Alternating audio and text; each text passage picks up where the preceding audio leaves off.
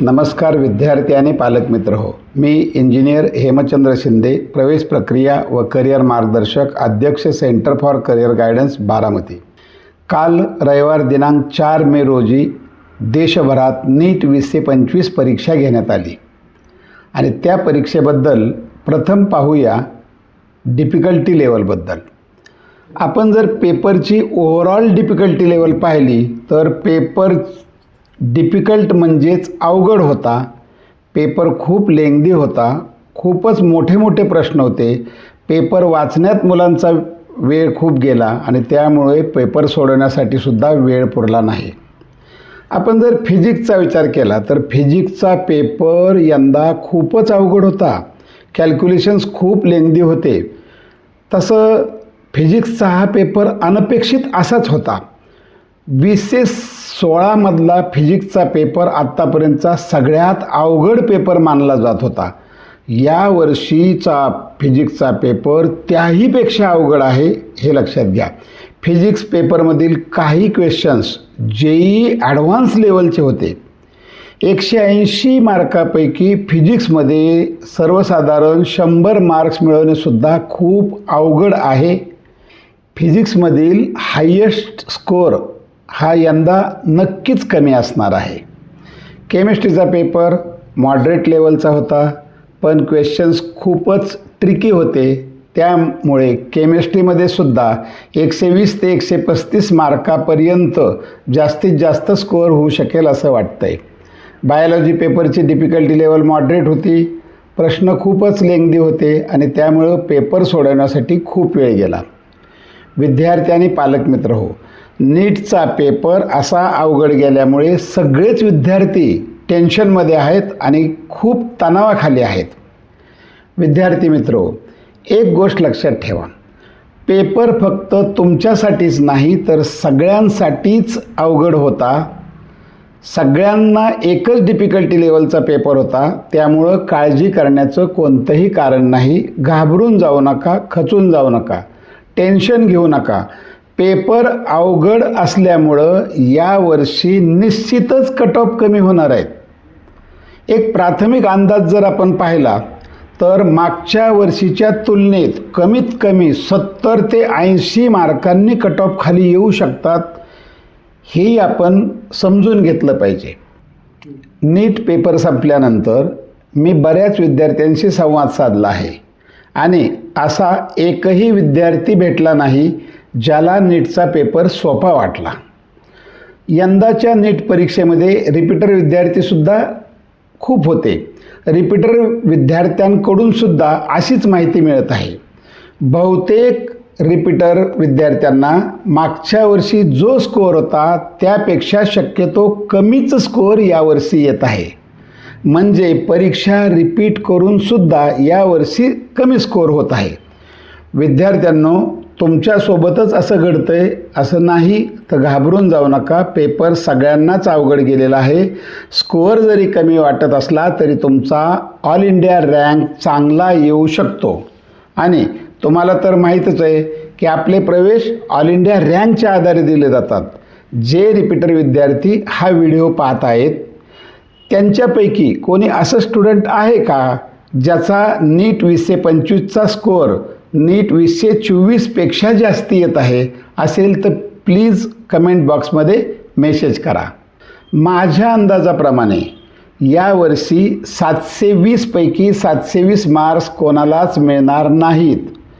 तसंच 700 मार्कावर किती विद्यार्थी असतील तर खूप कमी विद्यार्थी असणार आहेत। नीट 2024मध्ये पेपर खूप सोपा होता। पेपर फुटी प्रकरण झालं होतं, त्यामुळं 720 पैकी 720 मिळवणारे विद्यार्थी भरपूर होते। गेल्या वर्षी जो मार्कांचा पाऊस पडला तसं यावर्षी होऊ नये म्हणून नीट 2025 पेपर थोडा अवघड असेल अशी अपेक्षा होतीच, पण नीट 2025 पेपर हा अपेक्षेपेक्षा जास्त अवघड निघाला। जसं मी आधीच सांगितलं आहे की आपला प्रवेश हा ऑल इंडिया रँकनुसार होणार आहेत। आज सगळीकडं जी 2025 कट ऑफची चर्चा होत आहे ते सगळे अंदाज आहेत, हे लक्षात घ्या। जोपर्यंत नीटचा रिझल्ट लागत नाही आणि आपला ऑल इंडिया रँक मिळत नाही तोपर्यंत आपण प्रतीक्षा करणे गरजेचे आहे.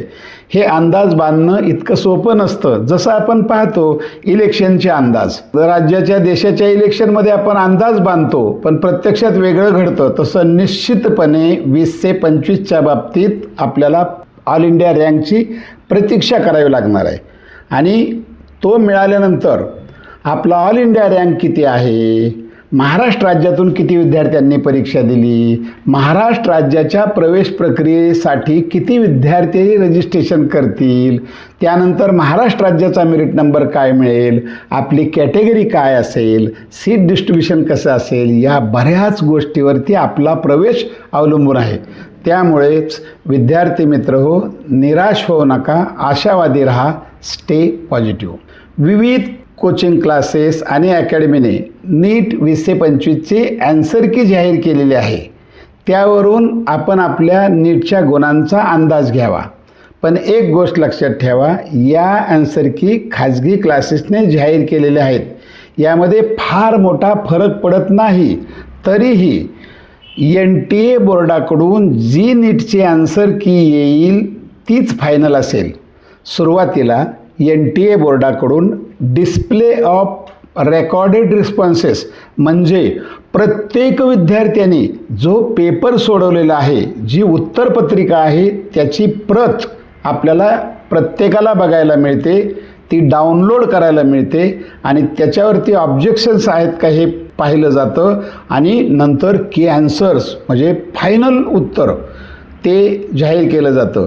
त्याची तारीख अद्याप जाहीर केलेली नाही, परंतु मे एंडिंगपर्यंत हे आपल्याला उत्तरपत्रिका आणि की ॲन्सर्स मिळू शकतील असं आहे. NTA मिळालेल्या नीट माहितीपत्रकानुसार आपला रिझल्ट 14 जूनपर्यंत जाहीर होणार आहे. याचा अर्थ तो त्याच्या पूर्वीसुद्धा लागू शकतो. मागील वर्षीच्या वेळापत्रकाचा अभ्यास करता शक्यतो नीटचा निकाल हा जूनच्या पहिल्या आठवड्यापर्यंत येऊ शकेल असा माझा अंदाज आहे.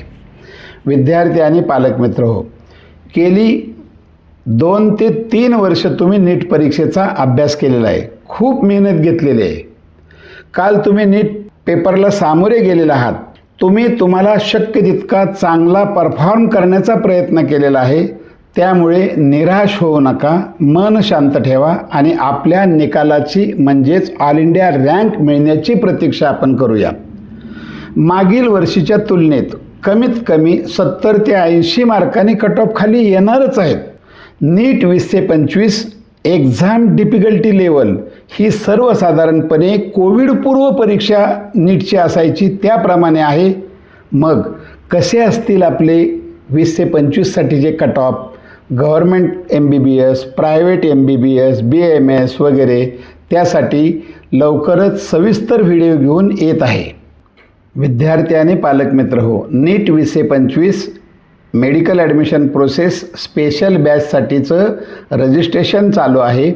1-to-1 counselling, document verification, preference form, all support up to last round. मग जॉईनिंगमध्ये इंटरेस्ट असल्यास संपर्क साधावा आणि अशाच नवनवीन माहितीसाठी या चॅनलला नक्की लाईक, शेअर आणि सबस्क्राईब करा. धन्यवाद.